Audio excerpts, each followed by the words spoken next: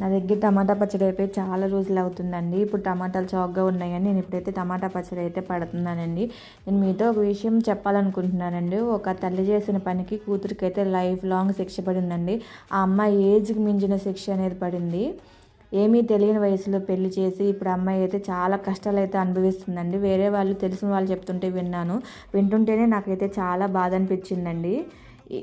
ఈ విషయాన్ని నేను మీతో మాట్లాడాలనుకుంటున్నాను ఫర్దర్గా కూడా. ఇప్పుడైతే నేను టమాటా పచ్చళ్ళలోకి అయితే టమాటాలు అయితే 1 కేజీ తీసుకున్నాను, చింతపండు 1/2 కేజీ, ఉప్పు అయితే 2.5 గిద్దలు, కారం 2 గిద్దలు, మెంతులు అయితే 2 స్పూన్లు, చిన్నులపాయలు అయితే 100 గ్రాములు, టమాటాలను చిన్న చిన్న ముక్కలుగా కట్ చేసుకొని చింతపండు ఉప్పు వేసి నానబెట్టుకోవాలి. నానబెట్టిన తర్వాత టమాటా ముక్కలను అయితే కచ్చాపచ్చాగా మిక్సీకి వేసేసి నేను గ్రైండర్లో వేసుకున్నాను. మెత్తగా నలిగిన తర్వాత కారం అయితే 2 గిద్దలు వేసుకోవాలి. మెంతులు వేయించుకొని పక్కన పెట్టుకోవాలి. మెంతులు కూడా ఆరిన తర్వాత మెత్తగా మిక్సీకి వేసేసి చిన్నులపాయలు ఒక 100 గ్రాములు అయితే దాయి కూడా వేసి కచ్చాపచ్చాగా అయితే పచ్చళ్ళలో కలుపుకుంటే టమాటా పచ్చడి అయితే రెడీ అయిపోతుంది. మనకి ఎప్పుడు కావాలంటే అప్పుడు తిరుగుమాత అయితే